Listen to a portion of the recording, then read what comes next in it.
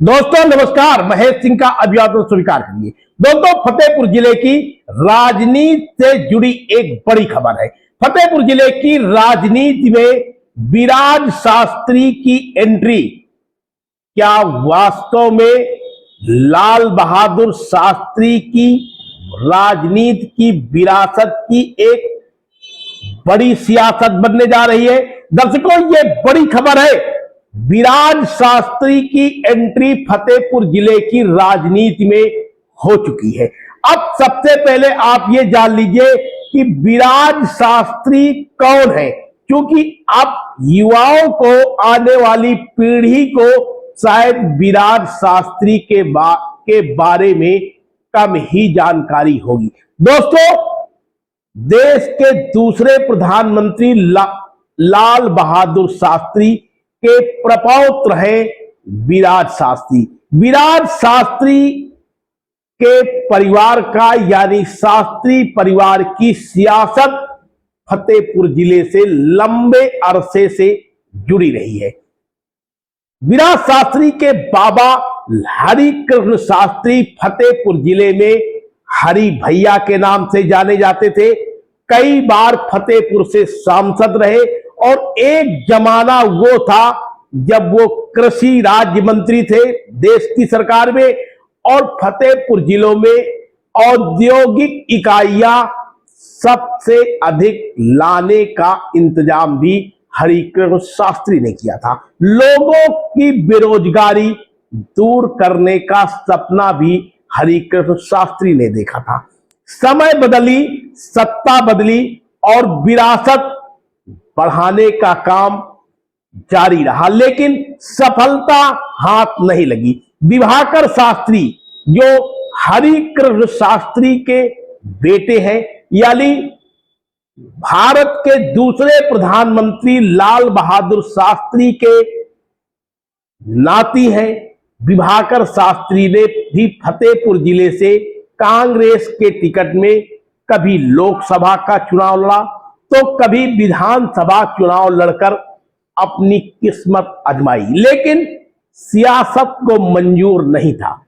शास्त्री परिवार की विरासत को आगे बढ़ाने की जिम्मेदारी दिवाकर शास्त्री ने ली, लेकिन सत्ता का परिवर्तन, समय का चक्र ऐसा रहा कि शास्त्री परिवार की विरासत आगे नहीं बढ़ी। अब एक बार दोस्तों फिर से विराज शास्त्री ने राजनैतिक सफर में अपनी एंट्री तेजी के साथ कर ली है। वर्ष 2024 में दिवाकर शास्त्री भारतीय जनता पार्टी में शामिल हो गए और कांग्रेस से पूरे तरीके से त्याग कर दिया।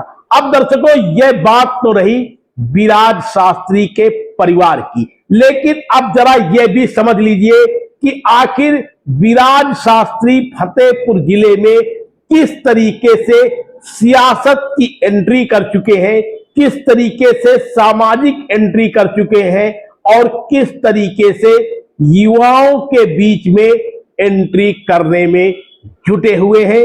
युवा उनको स्वीकार भी कर रहा है। तो दर्शकों, लाल बहादुर शास्त्री मेमोरियल फाउंडेशन के तहत विराज शास्त्री ने फतेहपुर जिले में विकास कार्य ही नहीं बल्कि जनता की सेवा करने का एक तरीका अपना रखा है। इस तरीके का भले ही पर्याप्त प्रचार प्रसार न हो पा रहा हो, लेकिन विराज शास्त्री की एक बड़ी नेटवर्किंग फतेहपुर के जिले में जुड़ चुकी है।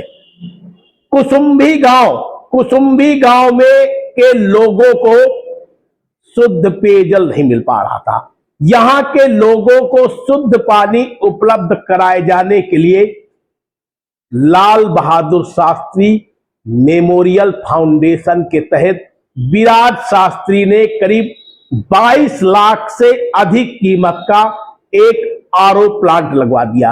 अब इस आरओ प्लांट से पूरे क्षेत्र में पानी लोगों को मिल रहा है, शुद्ध पानी मिल रहा है। और सबसे ताज्जुब की बात तो यह है कि इस प्लांट की देखरेख का जिम्मा भी विराज शास्त्री के ही हाथों में है। जो कि लाल बहादुर शास्त्री मेमोरियल फाउंडेशन कर रहा है, उससे जुड़े लोग कर रहे हैं। युवाओं की एक ऐसी टीम जुटी हुई है जो लोगों की समस्याओं को चिन्हित किए जाने का काम कर रही है। तो दूसरी तरफ वृक्षारोपण के कार्य में भी विराज शास्त्री फतेहपुर जिले में बढ़ चढ़ कर भाग ले रहे हैं। इतना ही नहीं, लोग निरोग रहें, स्वास्थ्य कैंप बड़े पैमाने पर लगवाए जा रहे हैं। पिछले दिनों औरई में स्वास्थ्य कैंप लगाया गया, ईसाइन का पुरवा में लगाया गया, थरियाओं में लगाया गया। आने वाले समय में यानी कुछ ही समय बाद भिटौरा क्षेत्र में भी स्वास्थ्य कैंप लगवाया जा रहा है। विराज शास्त्री युवाओं के बीच में अपनी एक अलग पहचान जुटे हुए हैं। राजनीति की एंट्री या फिर सामाजिक एंट्री, यह तो अभी कह पाना संभव नहीं है, लेकिन विराज शास्त्री ने शास्त्री खानदान को लेकर के जो लोगों के बीच में अपनी नई छवि बनाने की कोशिश की है, उससे युवाओं की एक बड़ी फौज विराज शास्त्री के साथ जुड़ती जा रही है। शास्त्री परिवार परिचय का मोहताज नहीं है। लाल बहादुर शास्त्री की मेहनत और उनकी ईमानदारी देश के उन लोगों से आप जान सकते हैं जो आज 80 साल पहले जन्मे थे, 70 साल पहले जन्मे थे। आज भी उनकी तमाम स्मृतियां इतिहास के पन्नों में कैद है। लाल बहादुर शास्त्री का एक नारा जय जवान जय किसान का भी था, जो कि किसानों को आगे बढ़ाने का सपना लाल बहादुर शास्त्री देखते थे। शास्त्री उनको एक उपाधि मिली थी और इसके बाद सियासत की दुनिया में लाल बहादुर शास्त्री आज भी देश और दुनिया में परिचय का मोहताज नहीं है। शास्त्री परिवार की विरासत को आगे बढ़ाने के लिए परिवार लगातार सियासत में आगे बढ़ने का काम कर रहा है, लेकिन हरिकृष्ण शास्त्री ने कांग्रेस से फतेहपुर जिले से चुनाव लड़ने के बाद जीत दर्ज कराई और देश के शासन में रहे, कृषि राज्य मंत्री रहे। तो तमाम योजनाएं फतेहपुर जिले को उन्होंने ला करके दिया। मलवा, चौडगरा और तमाम ऐसे स्थान रहे जहां पर औद्योगिक क्षेत्र खोले गए।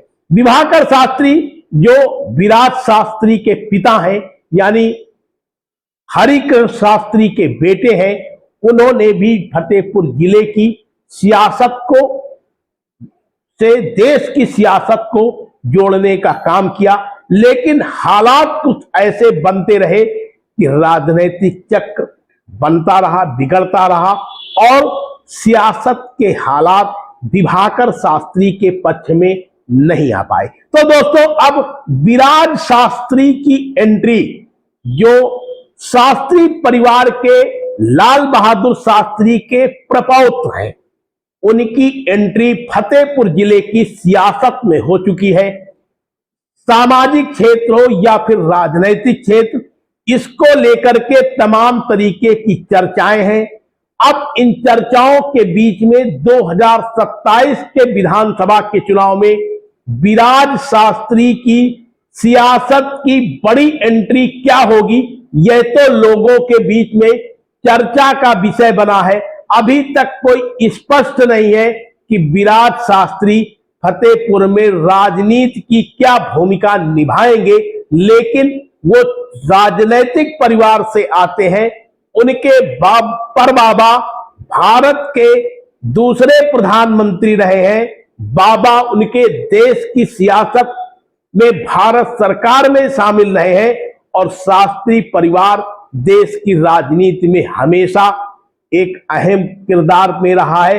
ऐसे में विराज शास्त्री फतेहपुर के लिए परिचय के लिए तो मोहताज नहीं है, लेकिन अब सियासत किस तरह करवट लेगी, यह भी हम लगातार आपको बताते रहेंगे। फिलहाल विराज शास्त्री के बारे में आपका क्या ख्याल है, क्या किस तरीके से आप विराट शास्त्री की इस सियासत की एंट्री को लेते हैं, ये कमेंट बॉक्स में जरूर बताइएगा। फिर मिलते हैं अगले बुलेटिन में। बहुत बहुत धन्यवाद। आप देख रहे हैं शपथ समाचार।